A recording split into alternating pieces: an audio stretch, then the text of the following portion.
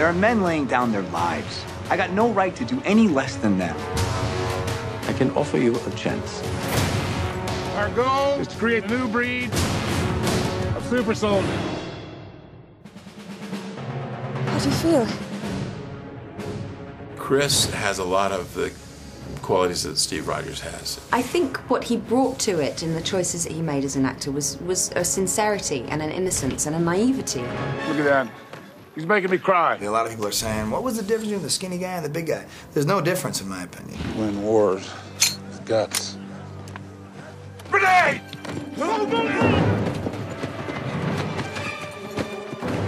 Get away! Get back! Dummy grenade. Is this a test? I think you always kind of see that same little guy with the good morals and character throughout the whole movie. I had to film all the scenes with Chris initially, in the early stages of the film, and then after we'd put that in the can, we then did the scene again with the skinnier Steve. Leander, who played Skinny Steve, he got it spot on, because what he was doing is looking at the monitor and mimicking every single thing that Chris was doing. We used digital technology, of course, to shrink him down, but and we tried other techniques. We tried head replacements and body doubles, and nothing worked, because we wanted Chris's physical performance as well as his face. You just don't know when to give up, do you? I wanted to be very physical with him, kind of like picking on him and so on. But the problem with being physical is that you have to match it again, and it would be really hard for the tech guys, because you just can't match it same. What do you think?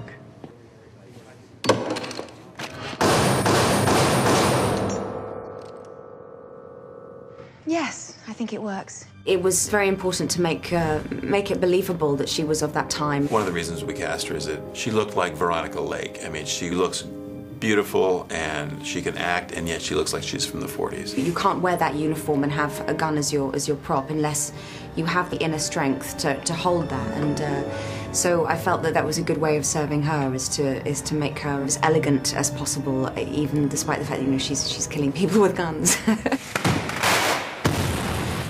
Congratulations. You just got promoted. Mr. Stark? I had some ideas about the uniform. We had developed several versions of the costume, and some were beautiful, but they wouldn't move. Well, it was just cumbersome. There's a limited range of motion. If you want to kind of throw a full punch, there's going to be a cutoff point. And I think he needs 3 or 4 people to actually get him into it. But it looked good, and that's all that counts.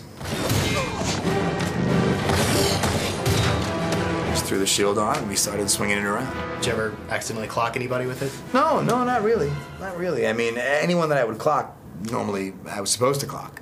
And they were stuntmen, and then those guys can take a licking. Captain, we are much alike. I don't know if I can do this. You won't be alone. He's the wimpy kid next door who, is given this great gift. When he has that huge sense of power, once he becomes this kind of Adonis physically, he doesn't abuse it, ever. I think from the beginning of the film, he is the skinny guy, and I think in the last frame of the movie, he's the same guy. What made you so special? Nothing. I'm just a kid from Brooklyn.